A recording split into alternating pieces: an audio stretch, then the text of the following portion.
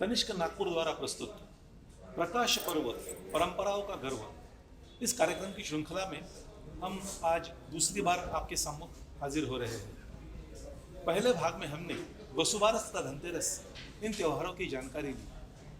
आज का दूसरा दिन है नरक चतुर्दशी।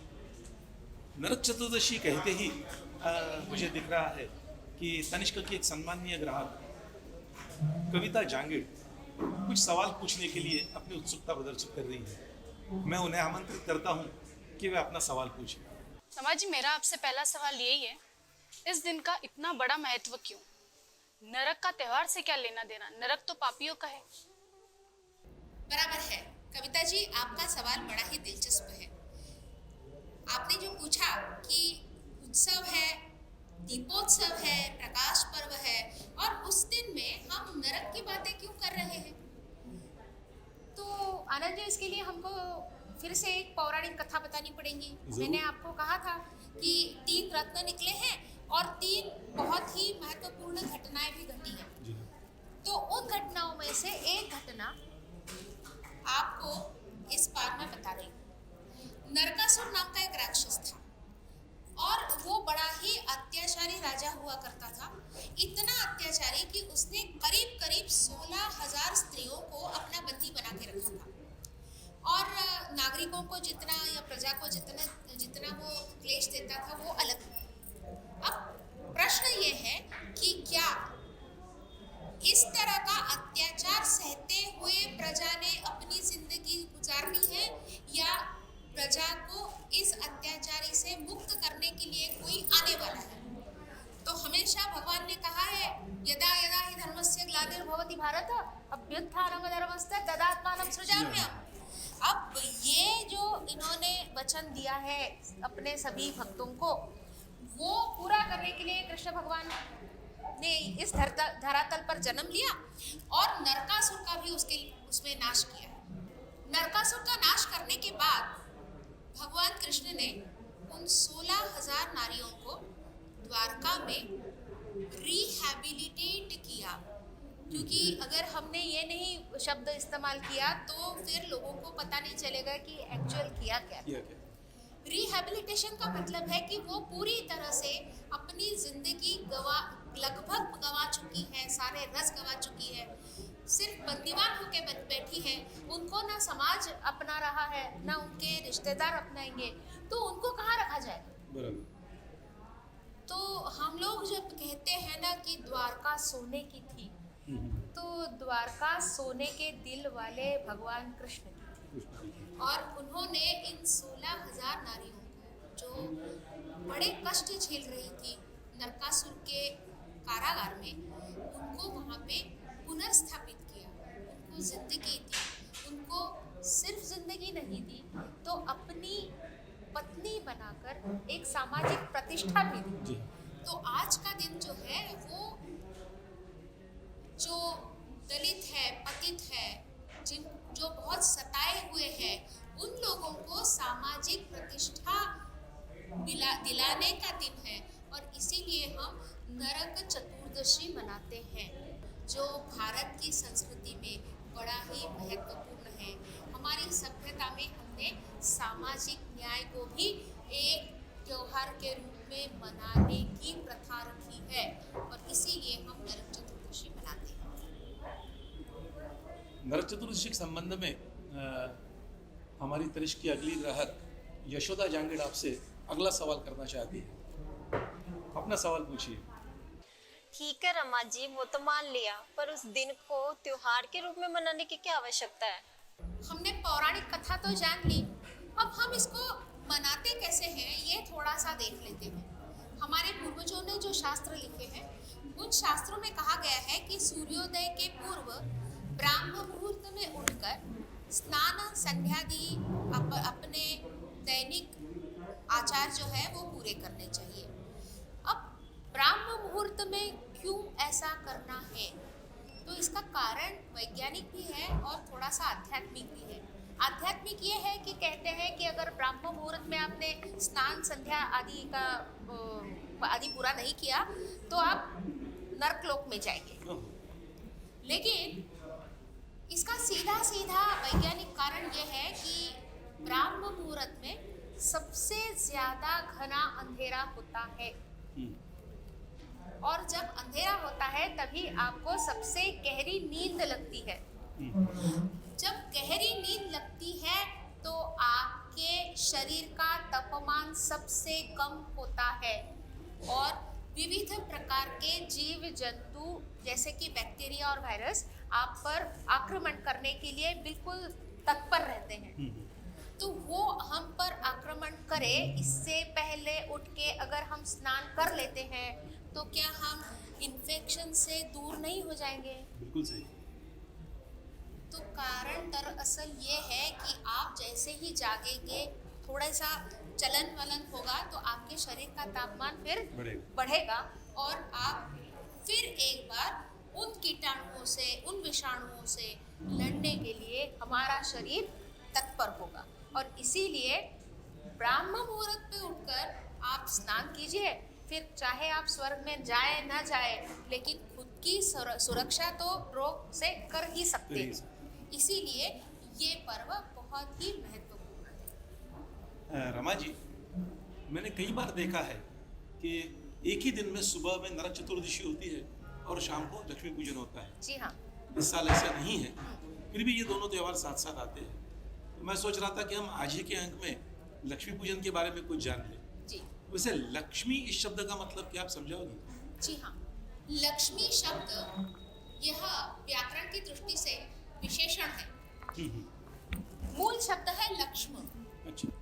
जिसका आज की भाषा में अगर हम तर्जुमा करें या भाषांतर करें तो उसका अर्थ होता है ब्रांड। ब्रांड होता है? जी हाँ। ओह।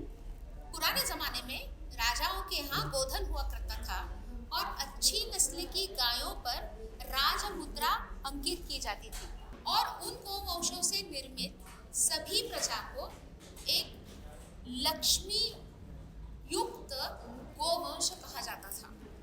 तो लक्ष्मी का मतलब होता है जिस पर आपने सील किया है ऐसा ब्रांडेड। जी। तो हम जब भी लक्ष्मी पूजन करते हैं तो हम ब्रांडेड जीवन की कामना करते हैं।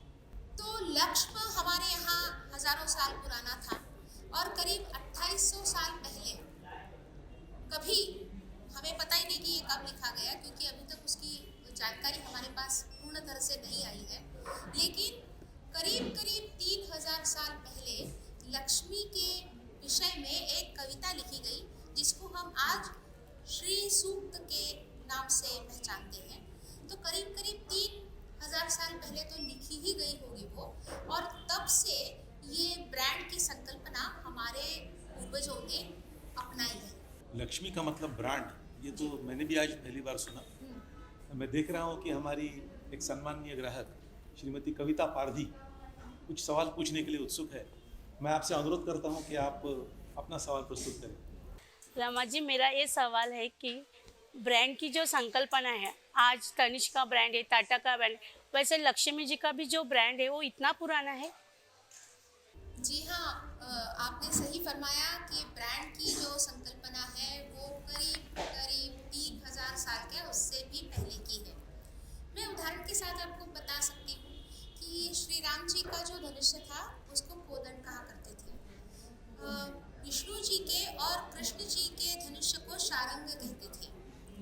उसके बाद अर्जुन जी ने जो धनुष्य का इस्तेमाल किया महाभारत में उसको गांडीव कहा करते थे। तो हर किसी का अपना एक धनुष्य था जिसका अपना एक नाम था। अब मैं आज की दुनिया के साथ उसकी तुलना करती हूँ कि जब आपके बेटे को मोटरसाइकिल लेनी है तो आप वो क्या कहता है, वो ब्रांड का नाम लेता है, वो मोटरसाइकिल का नाम नहीं लेता। हम जब अलंकारों की दुनिया में आते हैं तो हम तनिष्क का नाम लेते हैं। मतलब एक ब्रांड के साथ हम लोग जीना चाहते हैं और उसी तरह का एक विशेष वस्तु को लेकर एक विशेष देवता का जो एसोसिएशन है वो हमारे यहाँ सदियों से है। तो ब्रांडेड होना हमारे लिए कोई मुश्किल बात नहीं थी। ये तो आपने एक नई बात बताई हमको। जी। हमारे एक ग्राहक श्रीमान नितिन भोपे जी, इनके पास कोई सवाल है ऐसा मुझे दिख रहा है। नितिन जी से मैं अनुरोध करूँगा कि वे अपना सवाल पूछें। रमा जी, लक्ष्मी तो एक धन की देवी है ना, तो लक्ष्मी ब्रांड आप जो बोल रही है तो उसकी क्या खासियत हो सकती है? क्योंकि लक्ष्मी पूजन तो हम करते हैं, तो हम एक ब्रांड के हिसाब से अगर मार्केट में ये सब करते हैं तो एक ब्रांड में कैसे ग्लोरीफाई करेंगे हम इस लक्ष्मी को? नितिन जी, जब भी हम ब्रांड मैनेजमेंट पढ़ाते हैं तो किसी भी उत्पाद को लेकर ब्रांड की संकल्पना कैसे की जाती है ये भी पढ़ाते हैं। समझ लीजिए कि अलग अलग कंपनियां एक ही तरह का डिटर्जेंट का साबुन बना रही है या डिटर्जेंट की पाउडर बना रही है। उसका अगर आप केमिकल कंपोजिशन देखना चाहेंगे तो वो एक जैसे ही होते हैं। सिर्फ जब ब्रांड उसके साथ लगा दिया जाता है तो उसकी कीमतें कम ज़्यादा होती हैं। ये ऑर्गेनिक केमिस्ट्री के प्रोफेसर हैं, वो भी आपको यही बताएंगे। तो डिटर्जेंट तो एक है, तो आप कीमत किसकी दे रहे हैं? तो आप ब्रांड की कीमत दे रहे हैं। अब वो ब्रांड कैसे बना? तो सबसे पहले तो हम प्योरिटी की बात करते हैं कि ब्रांड अगर प्योरेस्ट फॉर्म में हो या प्योरिटी की जब गारंटी देता हो तब हम उसको लेते हैं।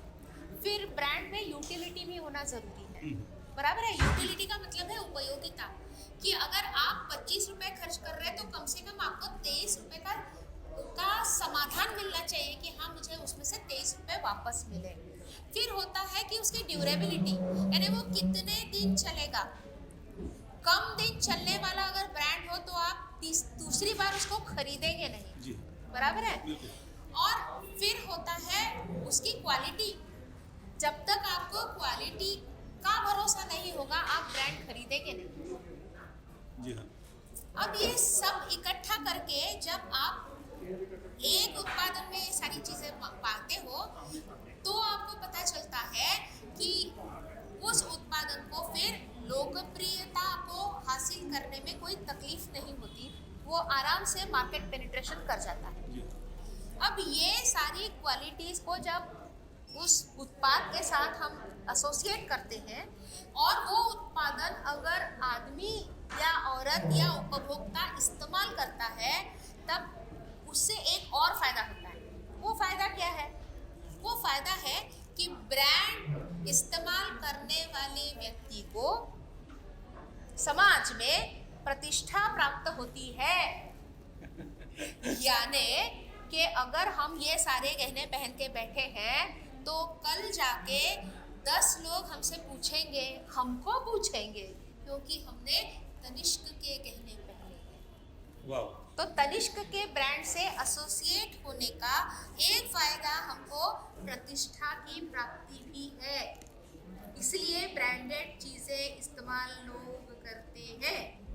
आपने ब्रांड के बारे में और उसकी खासियतों के बारे में बताया जी। और मैं जानता हूँ कि आप मूर्ति शास्त्र या प्रतिमा शास्त्र की जानकारी रखती हैं। जी हाँ। तो जो लक्ष्मी की प्रतिमा या फोटो हमारे पास होता है, क्या उस फोटो में या उस प्रतिमा में ये ब्रांड की क्वालिटीज कहीं नजर आती है? जी बिल्कुल आती है।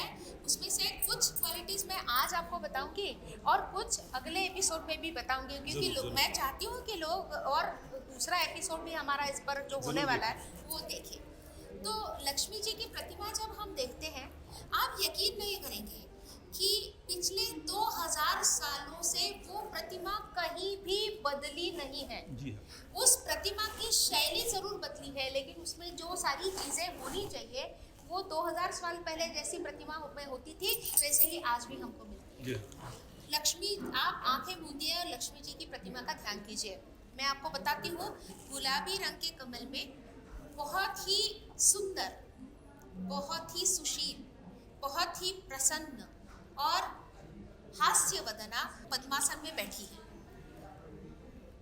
आपको ऐसा नहीं लगता कि खूबसूरती भी ब्रांड होती है? जी हाँ। हम लोग आज भी पुराने लोगों से पूछिए खूबसूरती का मतलब क्या है तो वो कहते हैं कि मधुबाला। तो मधुबाला ये खूबसूरती का ब्रांड है। तो वो लक्ष्मी जी बहुत ही सुंदर दिखने में है। उन्होंने बहुत सारे गहने पहन के रखे हैं। हाँ, और उनके या तो एक तरफ या तो दोनों तरफ हाथी है और वो हाथी उनको या फिर उन पर पानी की वर्षा कर रहे हैं, जलाभिषेक कर- जलाभिषेक कर रहे हैं, उसको हम अभिषेक लक्ष्मी कहते हैं। अच्छा, उनके हाथ में किसी भी तरह का शस्त्र नहीं है।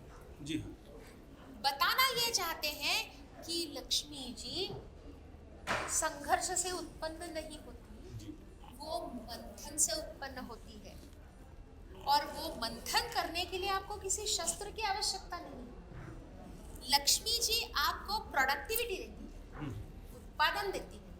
तो उनके दोनों हाथ में कमल होते हैं, क्योंकि कमल ये प्रजनन का प्रतीक है।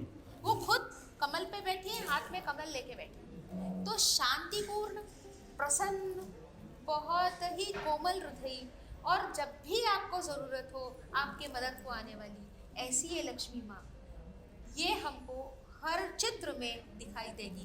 पहली बार आपको लक्ष्मी जी की प्रतिमा दिखाई देती है वो सांची के स्तूप के बाहर जो तोरण है, जो शुंग काल यानी सन के पहले शतक में बना हुआ, उस पर लक्ष्मी जी की प्रतिमा पहली बार दिखाई देती अंकित है। की गई है। और तब से लेकर आज तक उसमें कुछ भी फर्क नहीं है। इतना हमने लक्ष्मी जी की प्रतिमा को अपने मन में, अपनी बुद्धि में, अपने भावनाओं में संजो के रखा है। लक्ष्मी जी के बारे में जितनी जानकारी मिली है, मेरे ख्याल से और भी जानकारी तुम्हारे पास ज़रूर होगी। तो इस सब को एक कार्यक्रम में समेटना मुश्किल है। अतः हम आपसे वादा करते हैं कि हम आपको कल फिर मिलेंगे लक्ष्मी पूजन के दिन पर। उसकी शुभकामनाएं पहले दे देता हूँ और फिर मिलने का वादा करते हुए आपसे आज्ञा चाहता हूँ। नमस्कार।